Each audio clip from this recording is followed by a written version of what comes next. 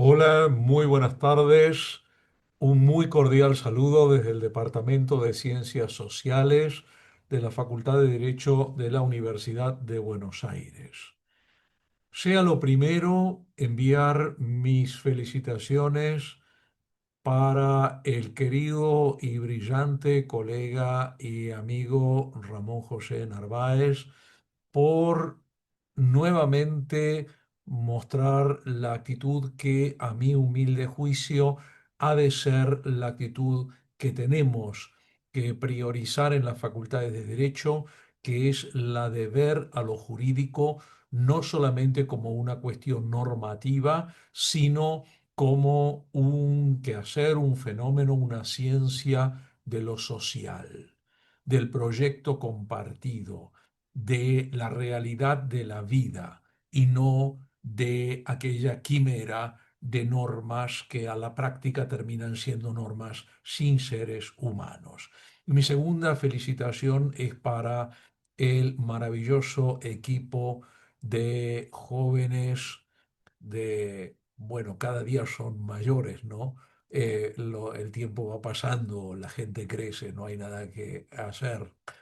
no se puede evitar eso, pero ese grupo de mujeres y hombres jóvenes que integran Derecho 64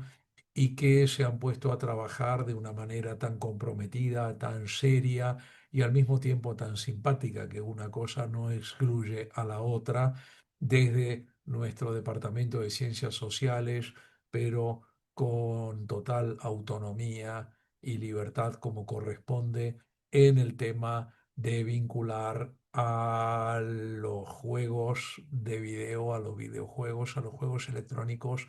con el derecho como complemento o corolario o secuela del trabajo con derecho y anime o el anime y el derecho o el derecho en el anime.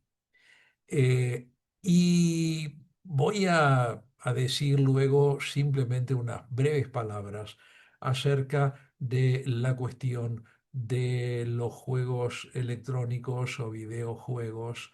en relación con el derecho. La primera cosa que me gustaría sostener es que el derecho, insisto, es una ciencia social y trabaja con fenómenos sociales. Y todo lo social está vinculado. Separar un aspecto de lo social de los demás es tanto como, con perdón de Shakespeare, cortar carne sin derramar sangre. No hay cómo, no hay manera. Entonces,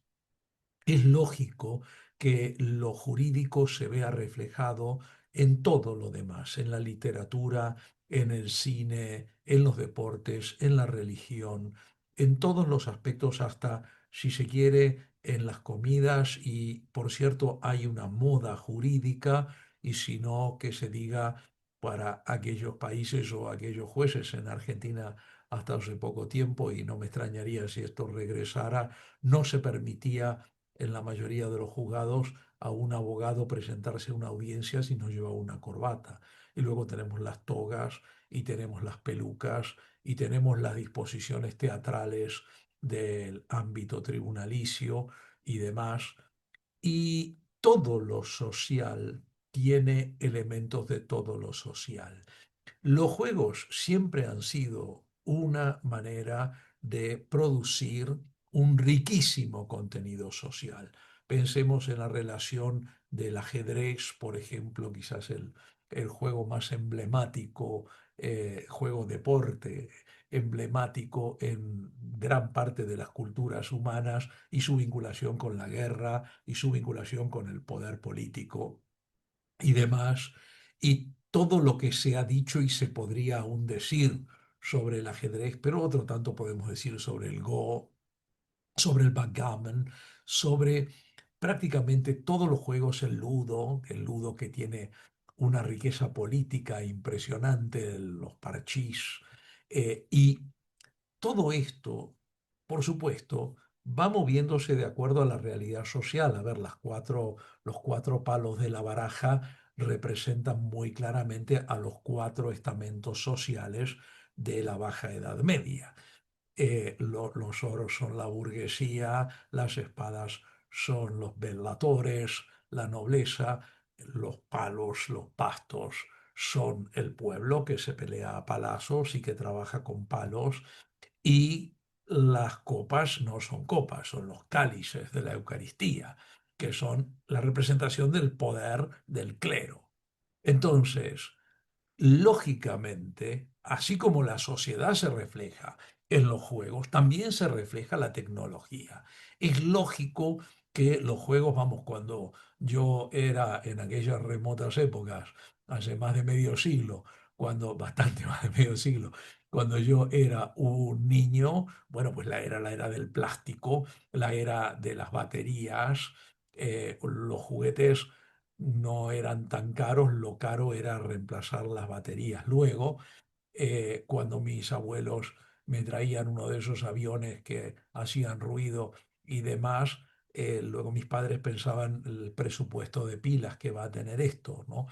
Y después vinieron los juegos con los tableros y aparecieron los Nintendos y los Family Games y demás. Y esto se fue complicando cada vez más y haciendo cada vez más sofisticado. Y hoy en día realmente los juegos que uno ve son impresionantes porque es como estar inserto en una película, y realmente a veces uno tiene dificultad para darse cuenta si son escenas de una película o si se trata de un juego. Algunos son extraordinarios, algunos tienen unas ironías enormes y por supuesto que está el derecho metido ahí adentro. Se ven conceptos jurídicos, se ven puntos de vista jurídicos, se ven visiones de un futuro, y las visiones de un futuro siempre involucran aspectos jurídicos y nos hacen pensar en cómo nuestras sociedades y nuestra época están visualizando, están avisorando un posible futuro jurídico. Luego también están los que se remontan al pasado, los que nos plantean visiones interesantísimas donde incluso podemos interactuar. Por supuesto, son contextos limitados y por supuesto que no estamos hablando de que jugar a un Age of Empires pueda equivaler a leer historia o a acercarse a la historia del periodo del que se trate. Pero, sin embargo, hay que reconocer que indiscutiblemente no solamente se ve en esos juegos una manera actual de ver el pasado, que es algo fundamental, o sea, lo mismo que sucede cuando vemos una película. Cuando vemos Gladiador o Gladiador 2, mejor no verla, pero cuando vemos Gladiador 1, por ejemplo, que sí que es buena,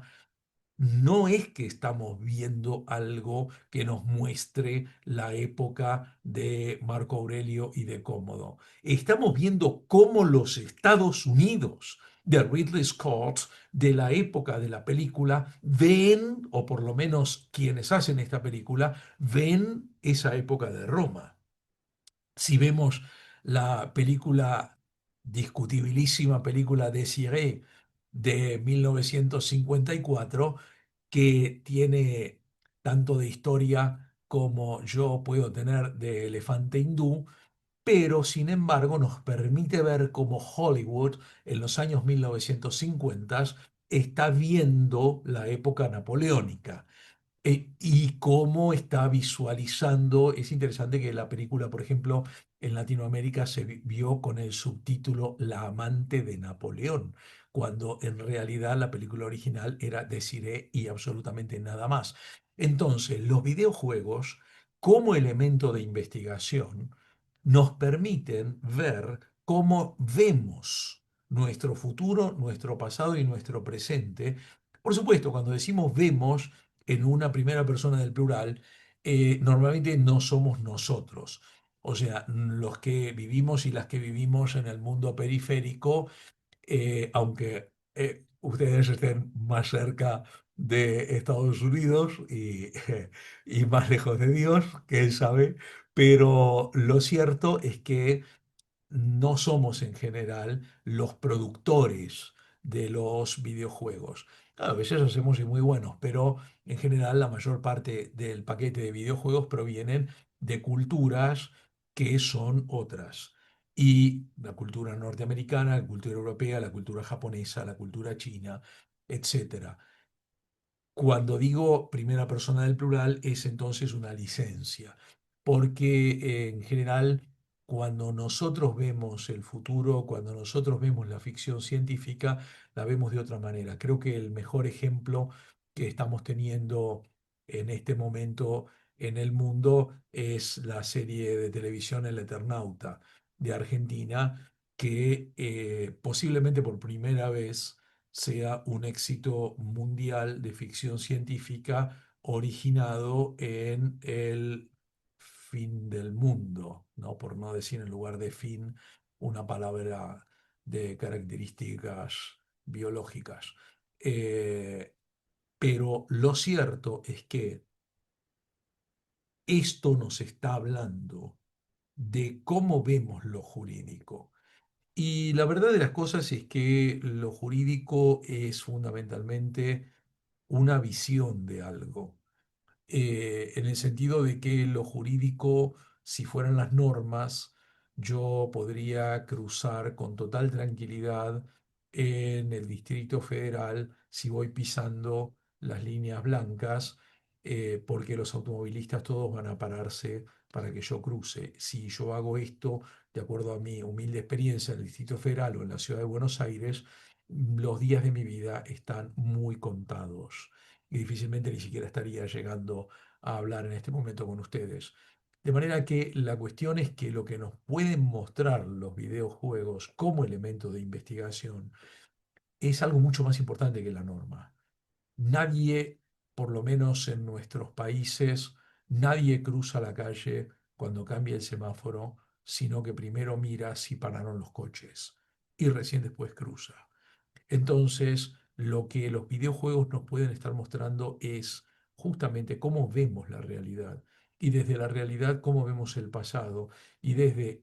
la realidad cómo vemos el futuro o cómo imaginamos que puede llegar a ser. Por supuesto, esto implica, si vamos a ir al lado pedagógico, que por cierto es otro factor que me interesa destacar y que debería, creo yo, también considerarse, entonces se introduce un factor que es importantísimo y que es el factor al que en este momento se le tiene mucho miedo por parte de algunas líneas políticas o ideológicas, que es el pensamiento crítico. O sea, así como la introducción del cine y de las series de televisión y películas de televisión dentro del aula jurídica, si son utilizadas verdaderamente con libertad y por supuesto no diciendo les vamos a pasar una película y entonces ustedes tienen que encontrar lo que yo quiero que encuentren en la película, porque ahí lo que estamos haciendo es reiterando un esquema autoritario de dominación, sino si utilizamos estas herramientas con libertad y los juegos electrónicos, los videojuegos de la misma manera, entonces estamos introduciendo un elemento que apunta al desarrollo y a la fortificación del pensamiento crítico. O sea, estamos caminando, pedagógicamente hablando, en el camino maravilloso de Paulo Freire. Estamos dentro de la base de la Escuela de Frankfurt. O sea, estamos dentro de el pensamiento crítico y la visión crítica.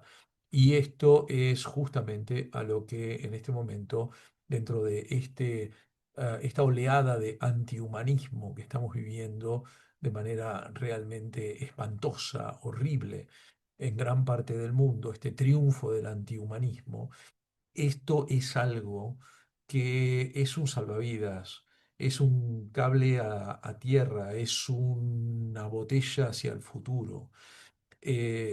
Hay que trabajar en las facultades de Derecho, y yo me atrevería a decir en todas también, ¿no? Pero hay que trabajar en las facultades de Derecho fundamentalmente en el desarrollo de la creatividad, en el desarrollo del pensamiento crítico, en el desarrollo de la investigación libre, individual, porque la verdad es que se nos está cayendo todo a pedazos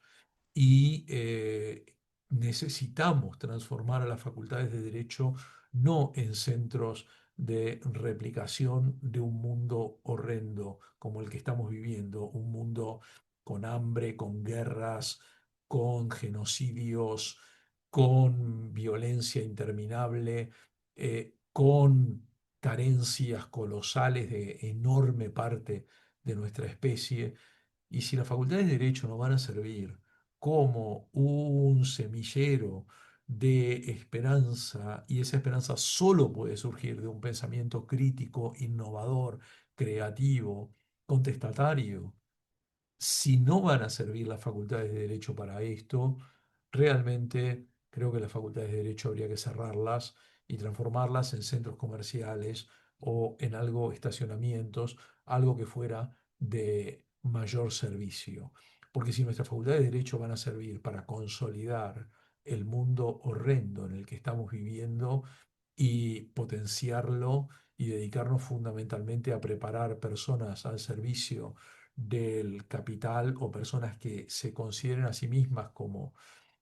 lo plantea el gobierno de la República Argentina, capital humano, entonces, bueno, creo que aquella famosa frase que en el digesto se atribuye al misterioso hermogeniano, es por causa del ser humano que todo lo jurídico fue constituido, va a perder completamente el sentido. Felicitaciones y adelante a hacer otra jornada de trabajo por el mejor momento para la humanidad. Muchas gracias.